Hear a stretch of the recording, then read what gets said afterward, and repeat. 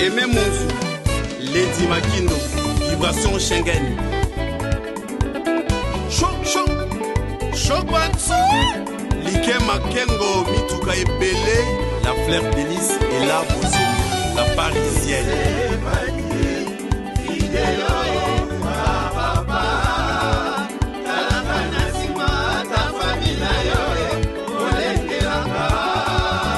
Emi chéri pointé sans pompa poinanga.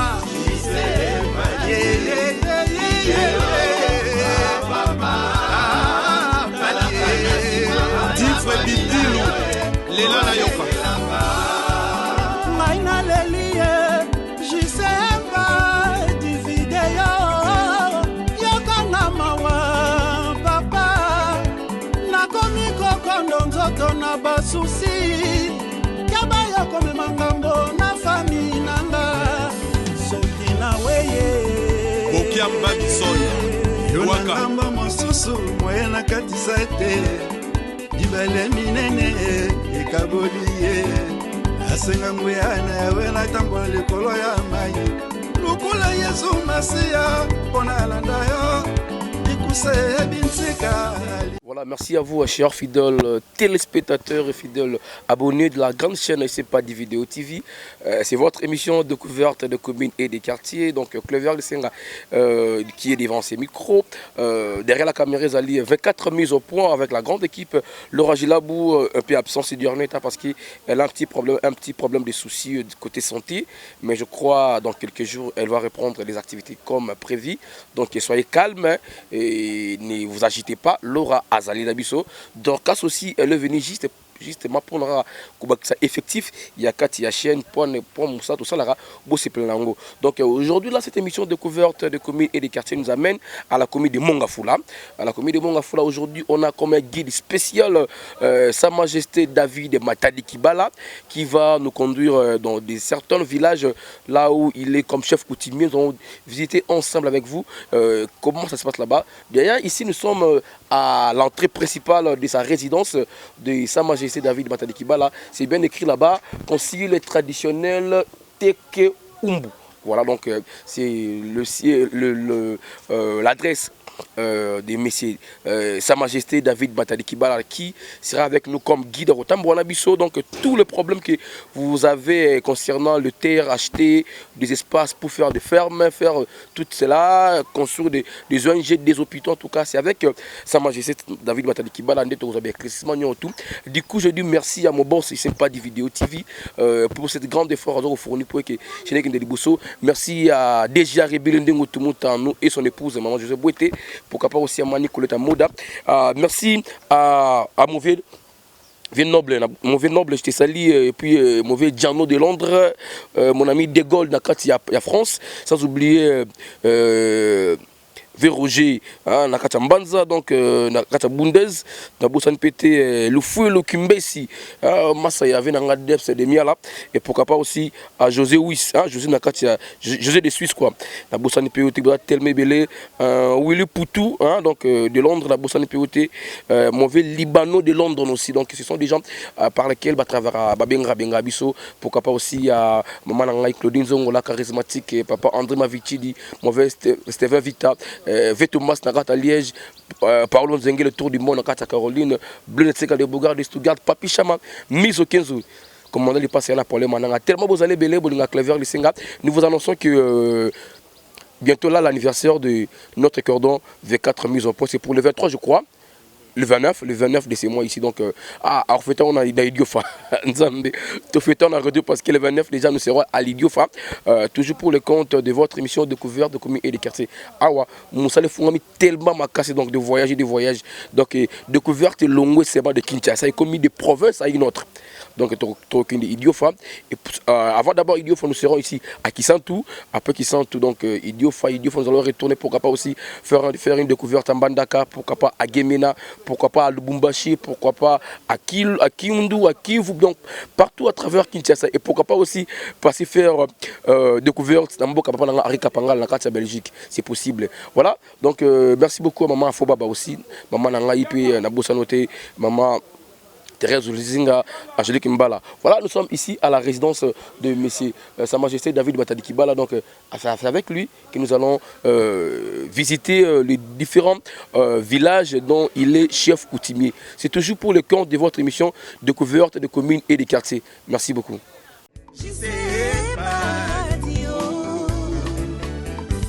Keti Lumana et Memouz. Chris Anor l'omniprésent, juste une pas de vidéo, prêtre de Mouching là-bas. Yoka. Dieu les maître des temps et de circonstances. Zini Kumbi. C'était les premiers jours du deuxième mois na Koutana na Jisse. Molema. Padia le Belanga, Maloba ya Bolingo. Keti Lunama. 14e jour, di même moi les sangamba Bolingo. Nakese. Mokolo Valata Koufanga na bella folie d'amour. Kete Bitodi. Dieu comme Santou, Bongonga Nikoro.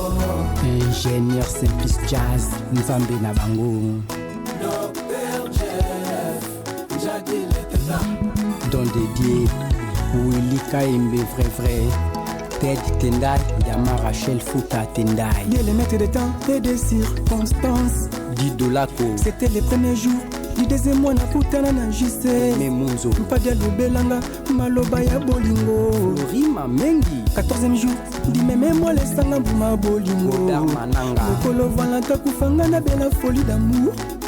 Nagoki te kokanga basentima juste liboke esi na fungoli na moko Papi Chama, padi na fungoli na moko. Hélène Salem, la queen de son king. Deborah Boule moi Simbinga. Zaina moi na voix malobi na bois kavirambo na meralia. Nana lingi moteme préféré. Mireille Lutumba, ya Didier. De découverte de communes et des quartiers spéciaux communes de Mongafula dans deux villages dont le Sa Majesté David Matadi Kibala Zaligo Konza dont on a déjà entré donc de visiter ensemble. Ça fait un plaisir hein, de visiter le milieu avec le responsable. Pourquoi? Parce qu'il y a certaines découvertes. Et puis vous amène quelque part, il vous présente les terres hors Bambélé a été. Mais c'est un plaisir pour nous aujourd'hui d'être avec le Sa Majesté David Matadi Kibala. Avec lui, nous allons découvrir au moins 3-4 villages parce que les gens à l'entrée, je vous signale qu'il est dans sa terre avec 36 villages. Donc, on a dirigé na Yemoko. Nous allons savoir un peu pourquoi il a 36 villages. Est-ce qu'il est chef coutumier? Est-ce qu'il est chef du groupement? Donc, déjà à l'entrée, la toute première question. Sa Majesté, bonjour. Bonjour. Santé. Ouais, Kitoko. Kitoko, Pepele. Mais il coronavirus, n'a évité ce qui parle de l'année. Coronavirus en Europe, et pas la bicho, corona exact, tu as beaucoup, et puis. Vite température, je crois que voilà, vous avez compris que non, vu les ancêtres sont là, donc. Mais pourquoi aussi Sidé comment Kimbango directement? Parce que c'est lui, il parle à ça pour représenter Nini. Kimbango n'est pas un ancêtre, donc un ancêtre, on a un respect, on a dit que le seul prophète, au Congo, c'est Kimbango. Voilà, nous allons revenir dans ce point plus tard parce que nous avons presque pas mal de heures ici, tous visiter ensemble maintenant. Je voulais savoir maintenant, vous allez chef coutumier. Le chef coutumier, dans ma belle, vous avez plus ou moins 36 villages. Certes, à ce que moi je sache, quelqu'un qui dirige 36 villages, il doit être chef du groupement. Mais comment ça se passe, chef coutumier avec 36 villages? Ouais, chef coutumier avec 36 villages, parce que mon début, tout ça, vous avez Libanda, l'air toyé, tout aussi beaucoup. Nous devons comprendre moi bah erreur Mickey ou ma cette peut-être baninga monsieur le cas bon esprit. Donc normalement plus de photos ça va groupement automatique pour tout ça le seul chef coutumier na monga fula on a 36 villages on a ma belé à Munene donc on a total à niveau l'état n'est tout ça là je crois dissiper groupement Ekobima sans faute. Ok, voilà, donc nous osons croire que et aussi le Mabongo, parce que le gouvernement, il faut remettre Bino Madron à Bino logiquement. Parce que dans les 36 villages, on se partage aux dirigeants ou bien au tiers des représentants. Oui, dans un bateau, il y a des gens qui surveillent le village, il y a des capitaines et puis dans un service de sécurité, où il y a un ronde dans le village, nous sommes sécurité qui est en Amboka. Ok, voilà, quand déjà, je voulais savoir place où tu es mis à place. Ah, tu as un village Biseka, où ils sont entrés, mais au moment où village Ango, tu as un village Ango, tu as 36 villages, donc voilà quoi. Tu relaxes à eux, village tous les Merci beaucoup, Sa Majesté de David Matadi Kibala. Nous allons avoir la découverte avec lui-même. On va découvrir ensemble les 36 villages dans le Sa Majesté David Matadi Kibala à Zo Kamba. Surtout comme on a 36, mais du moins certains villages. À toute personne qui veut bien s'en procurer des terres ici, en tout cas, aujourd'hui, vous aurez des précisions à travers cette émission de découverte avec le Sa Majesté David Matadi Kibala. Merci à toi, 24 mises au point qui est derrière la caméra. Continue. Nixon Mayuma Bijou Élysée Mboma Gabin Tokodi Mabaya de Londres Chanel Padi Diamanoir Padi papa Montez au Seigneur Kalatana Sima Kesikoti Kanga isolé Peter Makoso. Continue notre découverte à Wana commune Monga Fola dans le village Sa Majesté David Matadi Kibala Kambaka tous dans le village à Biseka parce que là où tout tu as dit enregistre entré nango c'est au 4 pendant Biseka yango Sa Majesté au même biso pour nani. Bon, on a même vu nos premiers villages pour Botala, qui est Betandi Zali, l'espace Zali. Donc, on a Poto Bagogoya, on a la lotissement, on a bien, mais pas bien, l'esprit à Poto. Comprendre? Donc, on a Poto tout, on a atteint la tête en arte. À côté d'un système, tu vois, on a tout Betana. Je sais pas dit. Je sais pas dit. Je sais pas des coordonnateurs, il y a. makambo tout tosala na kina balotima ya mabele je sais pas des anakati il y a sponsorisé ngo pour na bana poto ba ko kozala ndako moko bazala bien comprendre. Si je comprends bien moi na poto nyo toi a besoin ko ta contact na yo pour na mabele donc il faut contacter je sais pas dit je sais pas dit il y a des coordonnateurs ya chefferie na biso il y a yebi ndeni to vendre ça tandi pour no vendre ça bana poto mais betandi tout nous zomona ngo ezaka premier village na to na deuxième village to na 36 eza premier c'est pas ça mine ali to ko ça na cité mo ya bana en tout cas, c'est bien plané. Donc, il y a une cité bien, ceux qui doivent investir. Donc, on peut mettre des hôpitaux ici, pourquoi pas des écoles. Donc, bien. Pourquoi pas aussi créer aussi une alimentation de ce côté. Tout à fait. Donc, au niveau social, il faut l'école les là, l'hôpital les là, et puis surtout, le ça ne pas si il faut un tracteur. Mon ématite, c'est la tête, on a un tracteur. On veut que tracteur n'a qu'une par jour, il y a $700. Au moins, on a le man au mouton, bétique. Nous, on a fait le tracteur, on a contribué par roi. Soyez les bienvenus. Voilà, donc moi on a tout apporté donc vous allez dans Europe, Amérique, Océanie, Asie donc voilà ma belle yango et puis mutazo kamba ma belle yango et bino boyebi azapi mon apporté le rôle bino donc ça la mentalité au bozara nango donc pour nous alingi développement c'est pas comme de certains chefs coutumiers azan villageois azan esprit que mboka évolué a té sur sereli bossa bomi mboka or quelqu'un qui a vécu en Europe a yebi ndengeni va faire avancer mboka yomoni tout ça l'appel à tous les mon apporté donc vous allez dans Belgique, Allemagne, Australie, partout à travers le monde entier. Voilà l'espace open dia pour Nabino. Donc au bâtiment tour, au Sombi, n'a primoré bien. En tout cas, ils exagéré. Beaucoup de contact. Au Bengi, je sais pas des vidéos TV, il y a Bengi, Sa Majesté Kotoyo, Basali marchera en dengue à la Ozu, espace Nayo. Donc ça sera très bien. La fois passée, tu as vu Sabino, là tu as vu ça. Bogaspien bon trop na ba délire belé bana poto na bilamba on se rend compte que voilà ma belé zaté e bonaki manja wasa boleli makasi boleli bobi vraiment il faut to somba mutu to benga ngai pona dossier Matadi Kibala kozo ma belé donc balobi désormais contacter je sais pas des vidéos TV bina muno ya yimo ko Sa Majesté au contacter ye ya ko ta contact na ye pour boy bande wosala quoi donc pona je sais pas di coordinateur na biso on jenae je préfère que faisait là comprendre. Voilà. Donc, le cameraman a filmé ma belle à ONG, na bossé comme on Solidarité internationale. Solidarité internationale. Donc, tout le monde ne sait pas des fois ça la ONG awa. Peut mener na ba consommation ça peut mener awa. Donc, au cas au moins 10 hectares à pour la ONG na biso. Le bas ya mona que to kita mais pour na biso to rocha 10 hectares. ONG vision Solidarité internationale. Solidarité internationale vanda et ça ma solo bien. Donc, to peut ça étendre pour ça musala. Merci beaucoup. Continuez à côté la mabille de société. Tout ça toujours dans Sa Majesté David Matadi Kibala. Ah, tout ça dans le village à Biseka en tout cas. Voilà, je sais pas des vidéos TV. ONG Fondation Internationale Solidarité Internationale pardon voilà. Et c'est pas ça sur Yango. Merci beaucoup.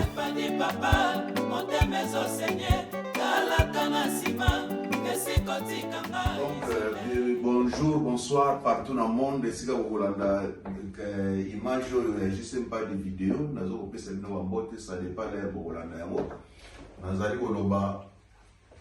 déjà, si on a déjà, mboka na biso, eza mboka na biso. Biso moto moni, ndenge, pandémie, petit partout en Europe, bato mususu bazali na place okima te o bazali na mapango na Kinshasa bakimaki na Congo na mboka na biso bakena ofana na mboka na biso na yebi l'air ya moyo fait to profiter to tonga mboka na biso po mboko ya biso eza ya biso toujours muta ochanja ngo azate mboka wana eza ba mboka bakoko na biso batikela biso.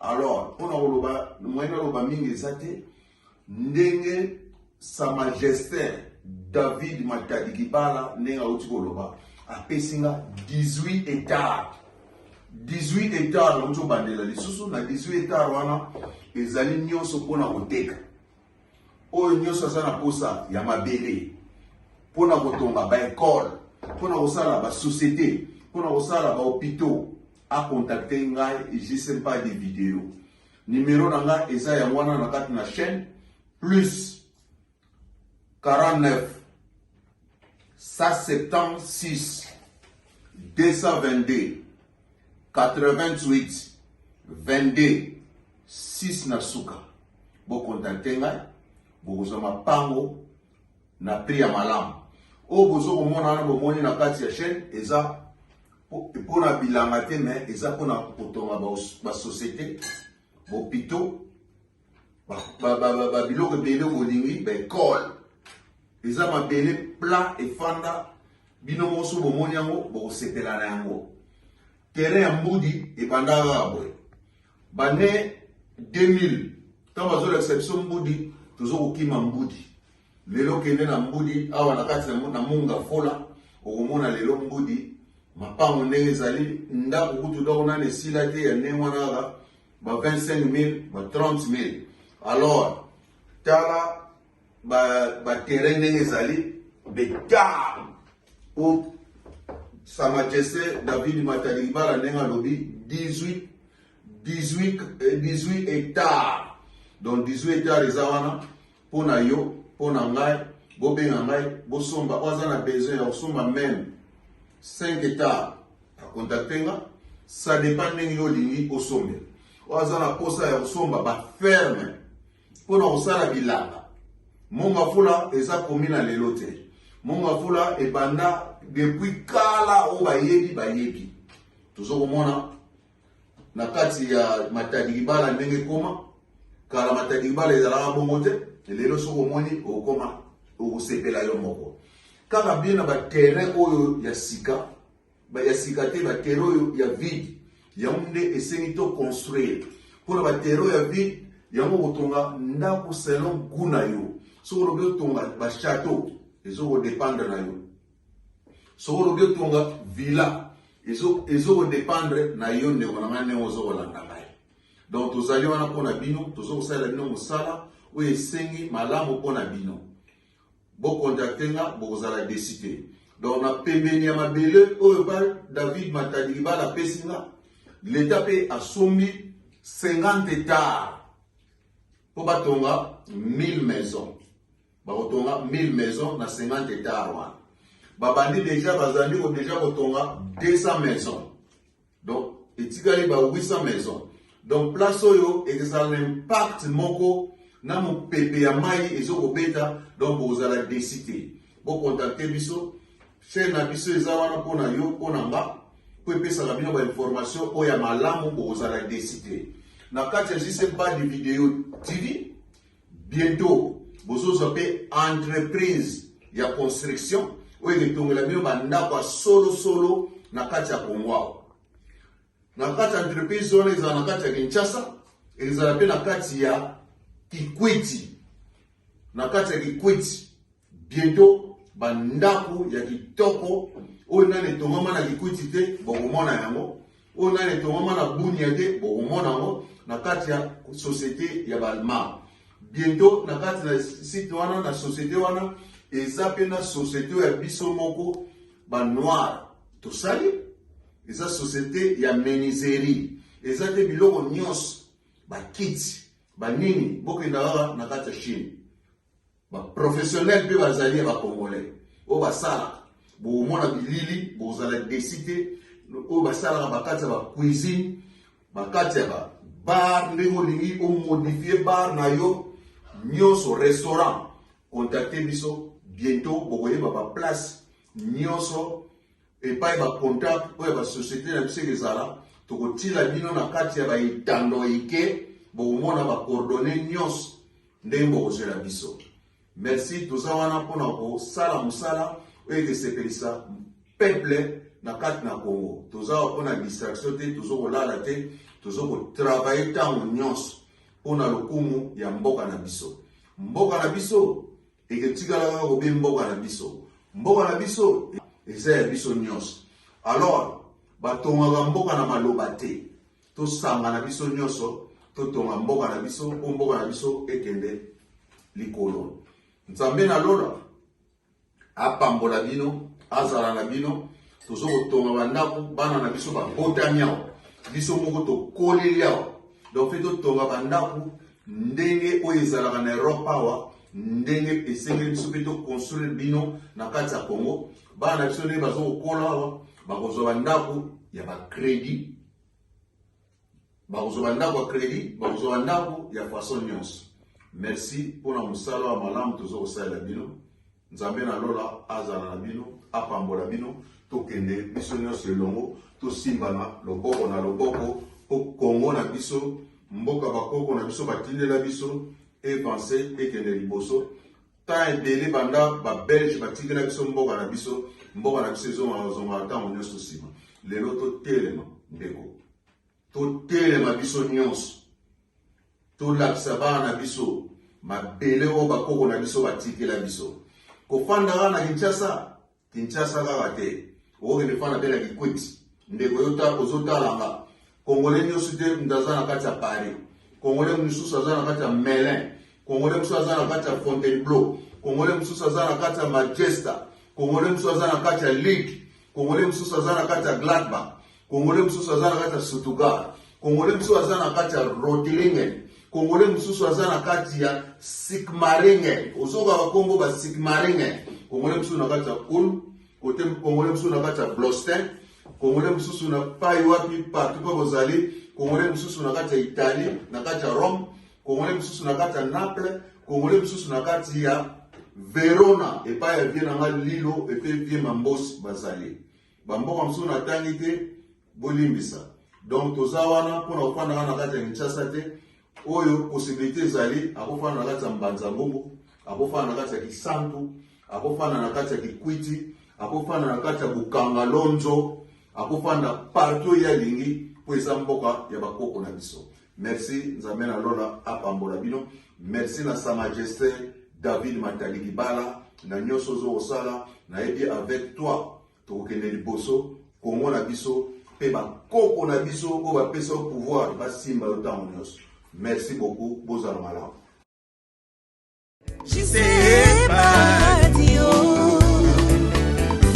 Keti Lumana Aimé Monzou.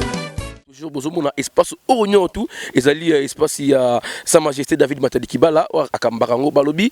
Donc derrière ba montagne bozomona kuna ti ekei na mayanjila. En tout cas espace ça tellement ya munene. Donc mutonyo to za pour ça à s'en procurer espace mort bien.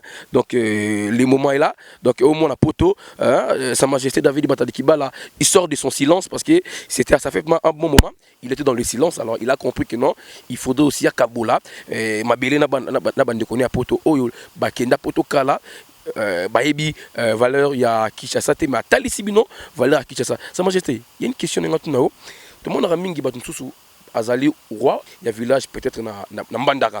Mais il y a ko résider awa na Kinshasa.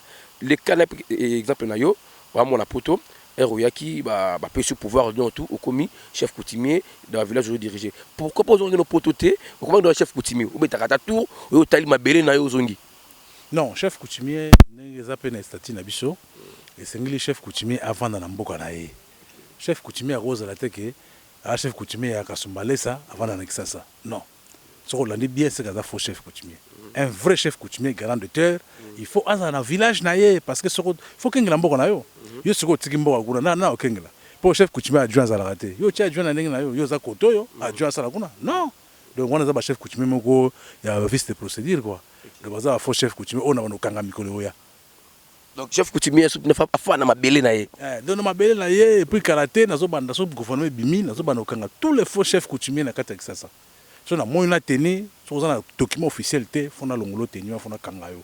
Oh ça permet que yo chef coutumier ka sumbale ça otamla na kini on dirait mboko na non bakolo mboko ba ali. Donc il faut moins respect traditionnel, il faut ça. Ok.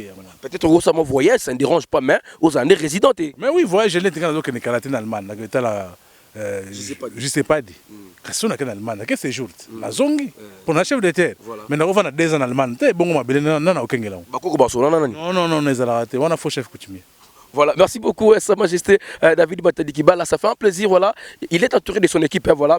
On va essayer un peu d'interviewer l'un de ses agents, Bazarazarana est trop, parce que Moutatam Lorana Batou, faut que Bapendinga Zarana Batou. Et Atam Lorana Banyama, Tatam Lorana Batou. Est-ce que Azara Nélina Bango, chef, bonjour. Bonjour. Comment on dit, pardon? Blaise.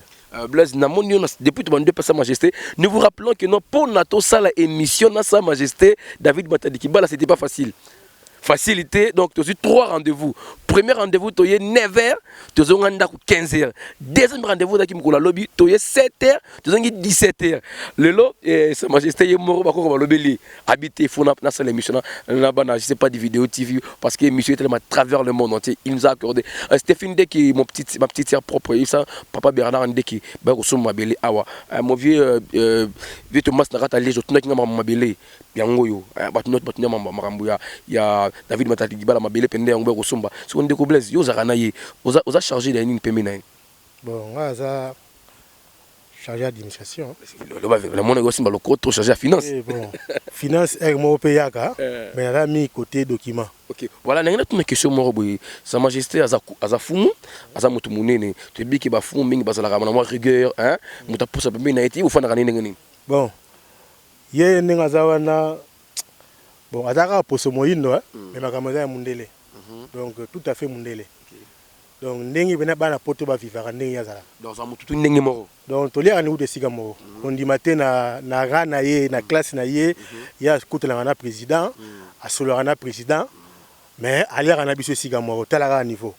Talara niveau alia na biso siga moro jamais que ba chele damage na palin, ya ke na pala dame, puis to fa na bureau to te damage ya na bureau ana. Donc simplicité moro boyo na mona nga batu meyete même na quartier azarandi na batu na quartier la si yo kuto mo to tambo na yo to tambo na yo banda de résidence ti to komi ya o mo yo mo na quartier na ba mama na bana mike na ba tata na bango tout donc kitoko trop social donc trop social. Merci beaucoup. Là c'est vrai parce que moi-même je le palpé de vive voix. Na trop en résidence donc na côté sans problème na côté bana mike bana ba voisin bazo côté d'ailleurs côté na milliers na yo wana maiza moi passé donc à tia robinet moro wana sur plus 4 à 6 comme ça ba côté mota côté pena ba bidon babi côté même 4 heures montabeti porte ba garde fongoli mutazo limba en tout cas ce sont des tia akunda na bibembe na quartier vraiment donc da muta daye moi possibilité zate assommé quelqu'un a possible bon moi donc et ça la mara trop donc ce que micro dans la quartier moroka voilà social tout qui dans le quartier parce que tout ça la deuxième version de comprendre la réalité de vie de Sa Majesté David Matadi Kibala comment est-ce qu'il vit mais à toi beaucoup plus la découverte en tout cas merci beaucoup à la bande de Goutou Balinga Clever de Senga Balinga chaîne toujours on est ensemble nous continuons notre boulot ici car je sais pas des vidéos TV c'est la maturité et le savoir-faire nulle part ailleurs. Otikanga nalela ngai moko ye osusi esila obengelanga jise pas di video yoko musika na kati ya Bundes na Europa na kolela lela kaye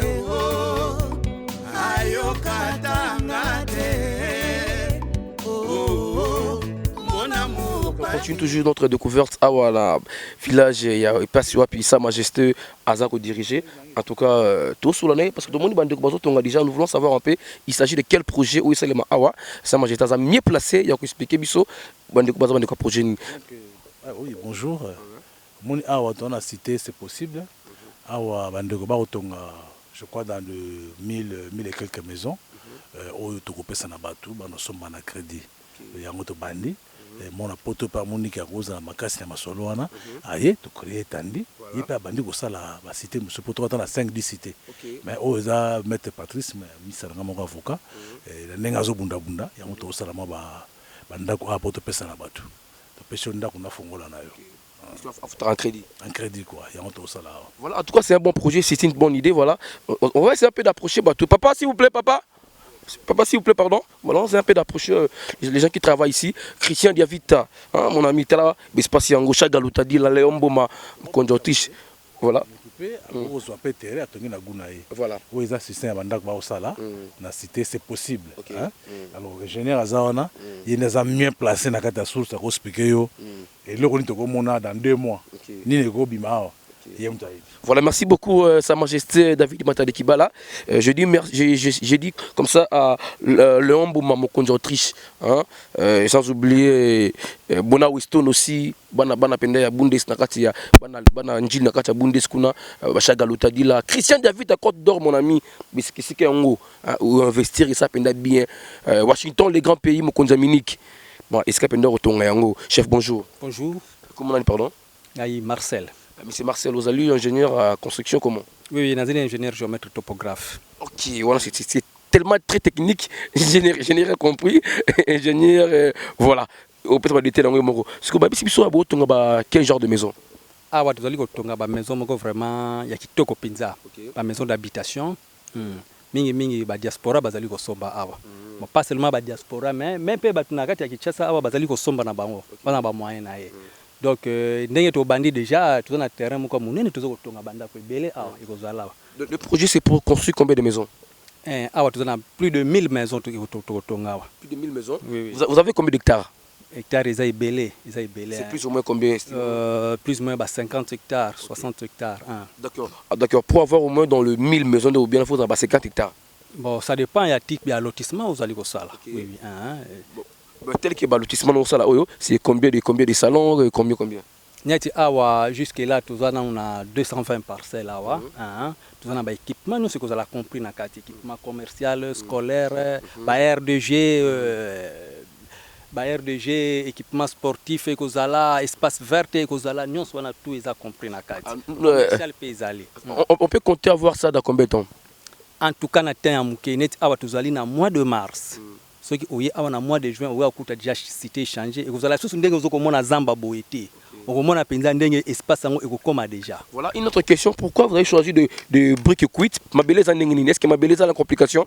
Non, ma belleza a la complication. Mais briques cuites, ezali ma belle en mboka na biso. Et puis ezali briques moko tang otongi yango, ezala kitoko mingi, hein, rejointoyen yango bien. Et puis selon ba étude nini nango, ya office des routes, ezali briques moko très solide. Voilà, merci beaucoup ingénieur pour des précisions. Voilà, on va essayer un peu de voir comment est-ce que le boulot évolue ici dans Katia espace Oyo. Selon l'explication, il y a ingénieur, vous avez un espace commercial, vous avez l'heure de G, et vous avez toute école, hôpitaux. Donc c'est plus ou moins dans les 50 hectares, plus ou moins dans le 1000 maisons. Mais pour un début d'abord, ils auront au moins des savants maisons. Donc Sa Majesté, une question, hein, voilà, Sa Majesté, une question. Apparemment, je constate que vous êtes très social. Hein? Oui, tu vois, plus tu as pour la sociale, hein? Donc tu as une carte sociale pour tu as besoin. Chaque Congolais a un mois ici à vendre. Et ça, c'est un plaisir à trop. Il y a un enseignement européen. Oh, ça a une idée. À côté d'un cordon, je sais pas dit. De solo là, tu vois que ça là, il aura bien quoi. Même mon Allemand me suis dit. Voilà. Il dit à la Kiawa, le grand champion, il dit à la Kiawa, il est pas en amont étendu, je crois que nous avons installé ces micro-roya. On a pas d'action. Mais karaté, parce que mon action agissait pas dit na terrain quoi. Donc il y a très les quoi. D'ailleurs, c'est une invitation, il faut mettre tout, pour faire ça bien vraiment. Wana penda ils ont beaucoup d'anga pour la 3e fois qui est en Allemagne. Merci. Voilà, merci beaucoup Sa Majesté David Matade Kibala. Merci au directeur du cabinet. En tout cas, nous allons continuer toujours notre émission découverte Awa Nakati ya Mongafula dans le village où Sa Majesté David Matade Kibala Azali chef coutumier.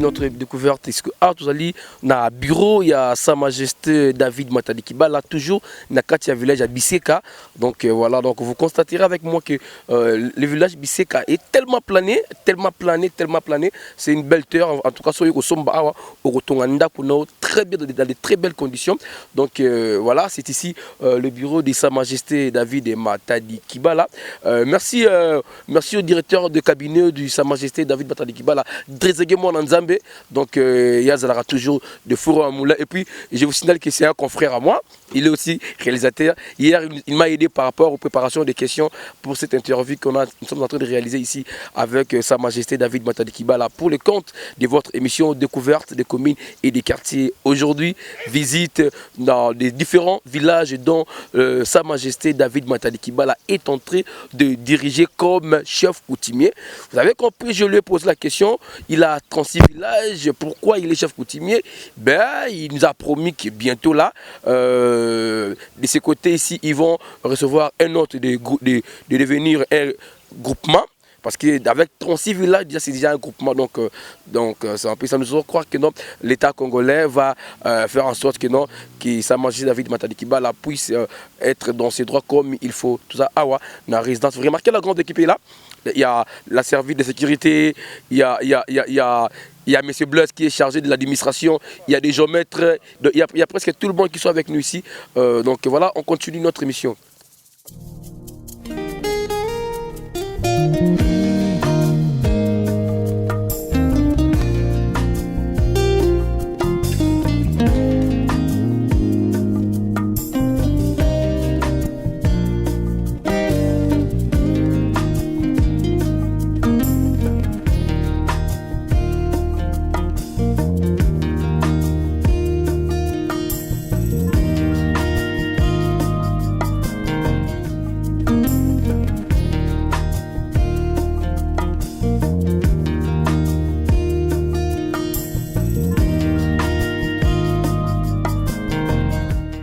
Notre émission Découverte de communes et des quartiers, aujourd'hui spéciale commune de Mongafula, dans de 10 villages de Sa Majesté David Matadi Kibala. Du coup, je dis merci à mauvais Gaïka la Mabi, Mouté Mama Bijou, Verbe Masoda, pourquoi pas aussi à Bruno Kavung, pour pas exaucer dans la carte Dublin. Bruno, merci beaucoup, Namoni. En tout cas, ça me fait plaisir. En tout cas, en tout cas, merci Naové Bruno. Voilà, vous allez toujours à Nakatia village Biseka, l'un des villages dirigé par Sa Majesté David Matadi Kibala, donc qui a au moins Nakatia 36 villages. En tout cas, c'est vraiment un grand chef. C'est pas un chef qu'on peut négliger. En tout cas, il mérite vraiment beaucoup. Voilà, on va faire un peu d'interviewer les habitants de Biseka pour dire un petit mot par rapport à ces villages de Biseka. Donc bonjour. Oui, bonjour. Comment on a pardon? Oui, comment on a Gianni Biseka. Gianni Biseka? Ouais. Aussi comment Gianni Biseka ndeni? Oui, pour nous na zamona mboko bani. Ouais. Voilà. Yo ozali Biseka za village anani? Oui, ezali village ya Sa Majesté David Matadi Kibala. Yende mukolo mabele o. Yé mutukolo mabelo donc masekité. Voilà, vous faites ndeni parce que village ya mukonda mboka. Est-ce que za mukondi moko gentil na bino? Est-ce que mukondi moko ganga ti ngapela na sepela mukondi nde ya bien de voilà. Ouais, naza suna mukondi moko na kotsa pare ka. Ouais, David Matadi Kibala. Si yo ya village au futela ka obi osuma mabele na. Ti nga futela ati. Mabele za nde ya biso moko. Atikela bino hein? Et atekela ngai te ya biso moko nde to botamela. OK, donc vous allez mon village Biseka. Oui. OK. Est-ce qu'il y a pas de ba rapide basuma pa outi peut-être Kinshasa ayofa na Biseka ape. C'est belé. C'est belé pena avant ça kutu ba ko kuna mundele ko to bali. Ouais. Mais mon village Biseka non ko communauté hein. Ouais, quoi, nani comité bien sûr, mais comme un pour toi, un chef de David Matadi Bala. On a dit Makeno avec ma démarche et ceux qui chef à le courrier comme la. Oui, on est ici, on est ici. Merci beaucoup Ndeko Gianni Biseka. J'insiste par rapport au cordon de cette heure, je sais pas, des vidéos TV, voilà du marché, voilà comment est-ce qu'on peut désenclaver Biseka partout dans notre village pour mettre un peu de l'électricité et les écoles. Quand l'école les alliés. Oui, l'école les alliés. Biseka, l'école les alliés. École primaire, des classes bien. Oui, ok, les classes les alliés. Hôpital les alliés. Hôpital, je ne sais pas, exact. Voilà, je crois avec les partenaires, voilà, continue notre émission découverte Awa na Biseka.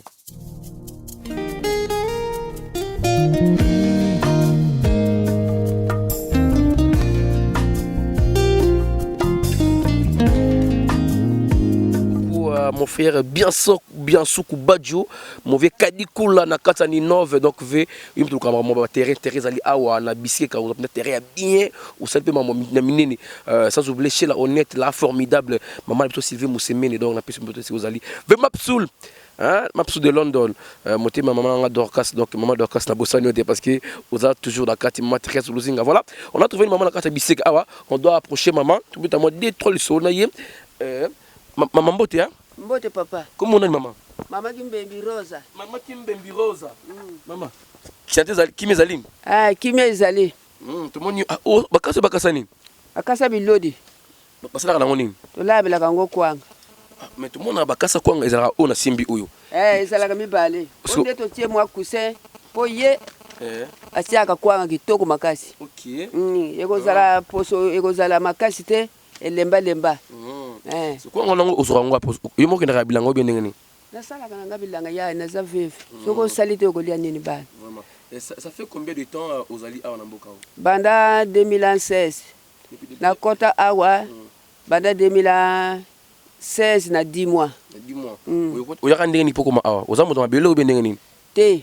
Ngana zamu to mabele te mu. Kilo nanga pa zapende ye mutu asomba mabele awa. Allez.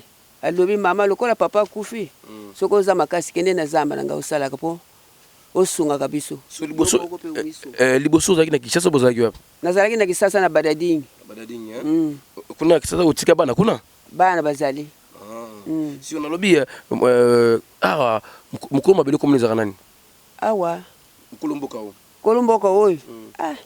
Wana papa na yebite. Oka komona David Matadi Kibala. David Matadi Kibala na yebi. Yende mukolo mabele o. Kutimie. Kutivwa yende kutimie. Moi siko. Eba kutimie na note. Maman, nena tuna siko awa ko otekela ngo banani awa. Kaka bato bazotambula na bapaya na bato mboka. Akora ngo balinga kusala te. Otika ko konga na combien? Na tiako ya minene 1000 francs, oya muke 500 francs. Et si la rapé? Ndege za wani silaki. Na tokise kaka na panzi esili. Ona tuka liboso yango wana? Turu ya liboso mukolo ya misatu. Mercredi. Na lamba ndambo makasa ezalaki te wana nde tikala yango na silisilelo. Obi koloba munoko bateke? Na yebite ngana za mukongo. Mukongo? Ngana za mutokisa. Diambo te ba Kongo, pesa mbote ba Kongo loba nini? Mbote na ba Kongo. Mbote kene benu kulwe. Ba mama baba Kongo kune kisantu. Munu mwesi kisantu. Biso territoire Madimba secteur Ngeba. Nini oyo province Lukaya. Merci beaucoup maman. Voilà donc on continue notre émission de découverte des communes et des quartiers. Merci à mon vieux gars Kalama Bimoté, Maman Bijou, Abouma Soda. Bruno Kavung, papa Nexus na Dublin. On est de cœur avec vous.